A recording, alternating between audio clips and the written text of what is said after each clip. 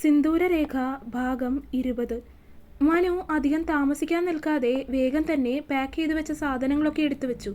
അതിനുശേഷമാണ് ഉച്ചയ്ക്കുള്ള ഭക്ഷണമൊക്കെ കഴിച്ചത്. നിന്നോട് ഞാൻ പറഞ്ഞ കാര്യം ചെയ്തിരുന്നോ? അമ്മാളും ഒന്ന് നീങ്ങിയ സമയം അമ്മ വന്ന് അവനോട് ചോദിച്ചു. മനു അമ്മയെ സംശയത്തോടെ നോക്കി. എന്ത് കാര്യം? അമ്മ എന്ത് കാര്യത്തിനെക്കുറിച്ചാണ് ചോദിക്കുന്നത് എന്ന് മനസ്സിലാകാത്തത് കൊണ്ട് തന്നെ അവൻ സംശയത്തോടെ തിരികെ ചോദിച്ചു. ഇന്നലെ ഞാൻ പറഞ്ഞിരുന്നതല്ലേ, ഒന്നുകിലും നീ അവളോടൊന്ന് മനസ്സ് തുറന്ന് സംസാരിക്കണം, അല്ലെങ്കിൽ നീ ജയ്പൂരിലേക്ക് പോകുമ്പോൾ അവളെയും കൂടെ കൊണ്ടുപോകണമെന്ന്. ഓ അതാണോ? ഞാൻ അവളോട് സംസാരിച്ചിരുന്നു. അവൾക്ക് വേറെ കുഴപ്പമൊന്നുമില്ലെന്ന് പറഞ്ഞു. ഉറപ്പാണോ? ഞാനെന്തിനാ അമ്മയോട് നുണ പറയുന്നത്? ഞാനെങ്കിൽ അവളോട് പോയി കാര്യം ചോദിക്കട്ടെ.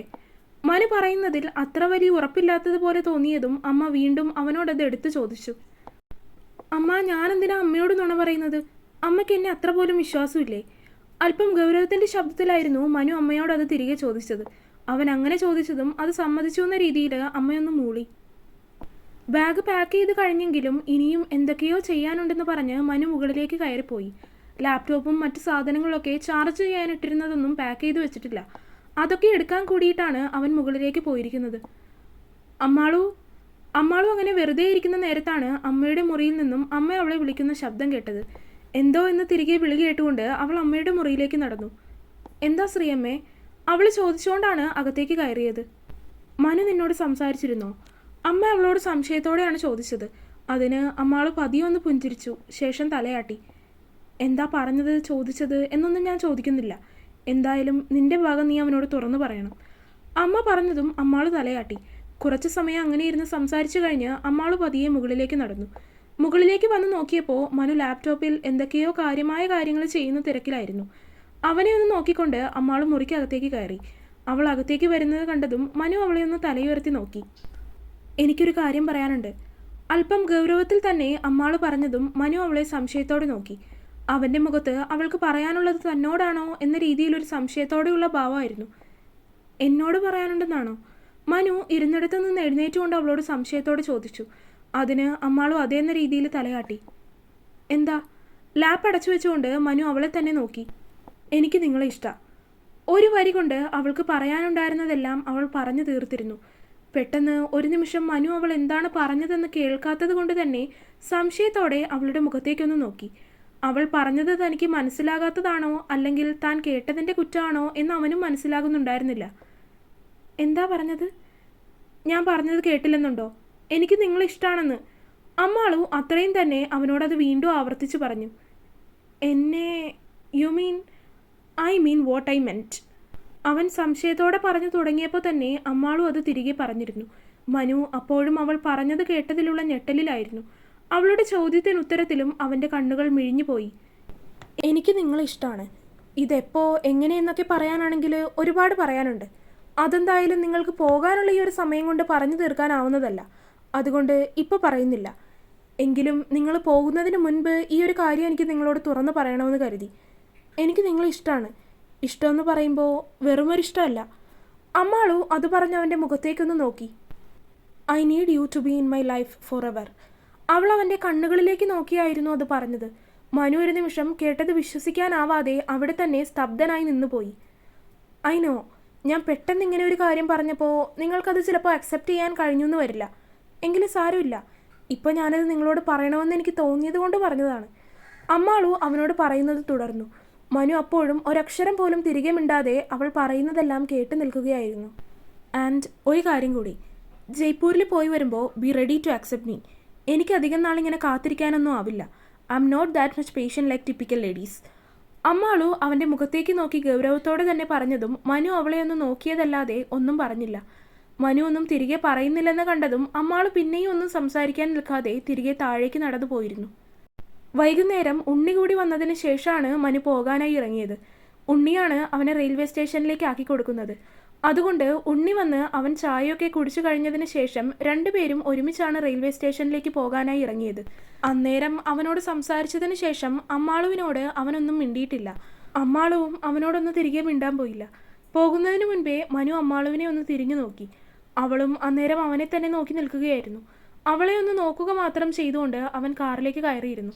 അവൻ പോയി കഴിഞ്ഞതും അമ്മ അവളെ ഒന്ന് നോക്കി. അവൾ അമ്മയെ നോക്കി എല്ലാം ഓക്കെ ആണെന്ന രീതിയിൽ കണ്ണടച്ച് കാണിച്ചു. അവനെ റെയിൽവേ സ്റ്റേഷനിലേക്കാക്കി അവൻ ട്രെയിൻ കയറി പോയതിനു ശേഷമായിരുന്നു ഉണ്ണി വന്നത്.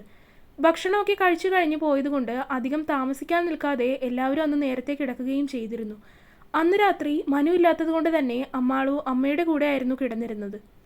പിറ്റേ ദിവസം ആയപ്പോഴാണ് മനു വിളിച്ചത്. ജയ്പൂർ എത്തിയിട്ടില്ല, ഏതോ സ്റ്റേഷനിലാണെന്നൊക്കെയാണ് പറഞ്ഞത്. അതും അമ്മയോടാണ് സംസാരിച്ചത്.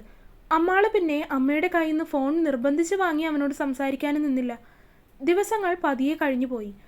അമ്മാളു അവനോടോ അവൻ അമ്മാളുവിനോടോ ഇന്നുവരെ സംസാരിച്ചിട്ടില്ല. എങ്കിലും ഇടയ്ക്ക് അമ്മ വിളിക്കുമ്പോൾ അവൻ അവളെ അന്വേഷിക്കാറുണ്ട്. അങ്ങനെ ചോദിച്ചാൽ അവൾ അവനെ തിരികെ ചോദിക്കുകയും ചെയ്യും. അങ്ങനെ അമ്മയിലൂടെ ആയിരുന്നു രണ്ടുപേരും അങ്ങോട്ടും ഇങ്ങോട്ടും എന്തെങ്കിലും സംസാരിച്ചിരുന്നത് തന്നെ.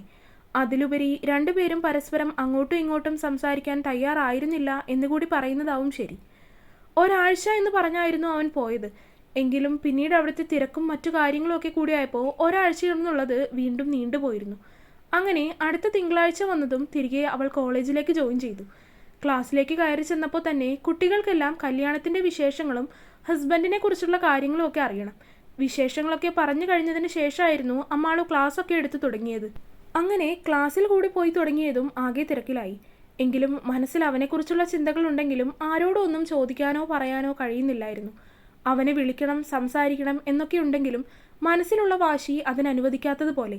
അവന് തന്നെയും വിളിച്ച് സംസാരിക്കാമല്ലോ എന്ന് ഉള്ളിലിരുന്ന് ആരോ വീണ്ടും വീണ്ടും പറഞ്ഞ് തൻ്റെ മനസ്സിനെ പിന്തിരിപ്പിക്കുന്നത് പോലെ.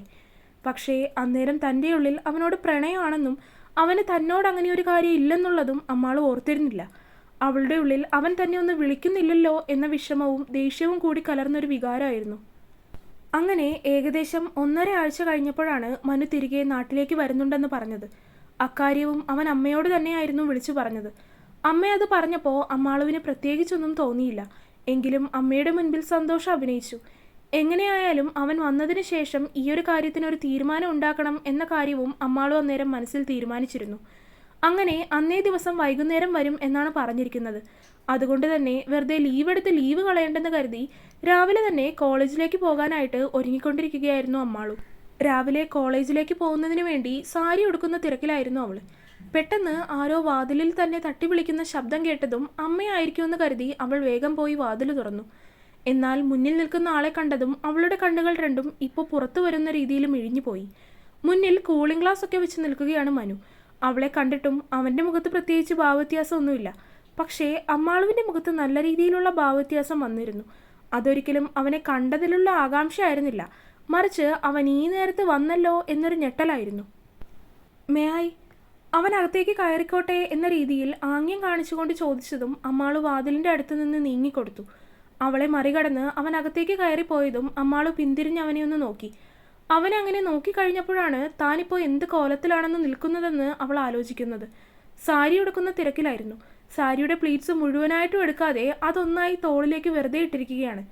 മുന്നിലുള്ള പ്ലീറ്റ്സ് എടുത്തുകൊണ്ടിരിക്കുന്ന സമയത്താണ് വാതിലിൽ മുട്ടുന്നത് കേട്ടത്. അമ്മയായിരിക്കുമെന്ന് അറിയാവുന്നത് കൊണ്ട് തന്നെ അതുള്ളിലേക്ക് കുത്താതെ തന്നെ അങ്ങനെ തന്നെ പിടിച്ചുകൊണ്ടാണ് വന്ന് വാതിൽ തുറന്നു കൊടുത്തതും. ഇപ്പോഴും താൻ ആ കോലത്തിൽ തന്നെ നിൽക്കുകയാണ്. അത് തിരിച്ചറിഞ്ഞ നിമിഷം അമ്മാളും അങ്ങനെ തന്നെ ഞെട്ടലോടെ അവനെ നോക്കി. അവിടെ പിന്നെ അതൊന്നും മൈൻഡ് പോലും ചെയ്യാതെ തൻ്റെ ടേബിളിൽ ലാപ്ടോപ്പും മറ്റു സാധനങ്ങളൊക്കെ അറേഞ്ച് ചെയ്യുന്ന തിരക്കിലായിരുന്നു അവൻ. അത് കണ്ടതും അവളും അവനെ മൈൻഡ് ചെയ്യാൻ നിൽക്കാതെ സാരിയുടെ പ്ലീറ്റ്സ് ഒക്കെ നേരെ നിന്നെടുത്ത് കുത്തി. കണ്ണാടിയുടെ മുന്നിൽ നിന്ന് തന്നെയായിരുന്നു അവൾ ഇതെല്ലാം ചെയ്തത്. മനു എന്നൊരാൾ അവിടെ വന്നതും അവളെ കണ്ടതും ഒന്നും അവൾ മൈൻഡ് ചെയ്യാനേ നിന്നില്ല. അവനും തിരിച്ചങ്ങനെ തന്നെയായിരുന്നു. അവളെന്നൊരാൾ അവിടെ നിൽക്കുന്നുണ്ട് എന്ന ചിന്ത പോലും ഇല്ലാത്ത രീതിയിലായിരുന്നു അവൻ്റെയും പെരുമാറ്റം. അത് കണ്ടതും സാരിയൊക്കെ എടുത്ത് മുടിയൊക്കെ ഒതുക്കി വെച്ചുകൊണ്ട് കോളേജിലേക്ക് പോകാനുള്ള ബാഗൊക്കെ എടുത്ത് അമ്മാൾ പോകാൻ ഇറങ്ങി. ഇനി എന്തായാലും മനു വന്നതിന് ശേഷം എല്ലാവരും ഒരുമിച്ചിരുന്ന് ഭക്ഷണം കഴിക്കുകയുള്ളൂ. ഇത്രയും ദിവസം മനു തന്നെ വെറുതെ വിളിക്കാറുണ്ടെന്നായിരുന്നു അമ്മയോട് നുണ പറഞ്ഞിരുന്നത്. അതിൽ തന്നെ അമ്മയ്ക്ക് എന്തൊക്കെയോ സംശയങ്ങൾ തോന്നിയിട്ടുണ്ട്.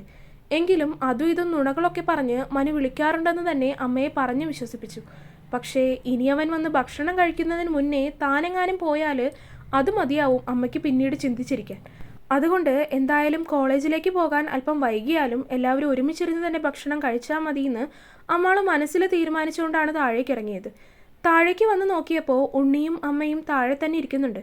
അതിന്ന് തന്നെ രണ്ടുപേരും തന്നെയും മനുവിനെയും കാത്തിരിക്കുകയാണ് എന്ന് മനസ്സിലായി. മനു ഇറങ്ങിയോ? അമ്മാൾ സ്റ്റെയറിന്ന് ഇറങ്ങി വരുന്നത് കണ്ടപ്പോൾ തന്നെ അമ്മ അവളോട് ചോദിച്ചു. ഇല്ല, മുകളിൽ കുളിക്കാൻ കയറുന്നുള്ളൂ.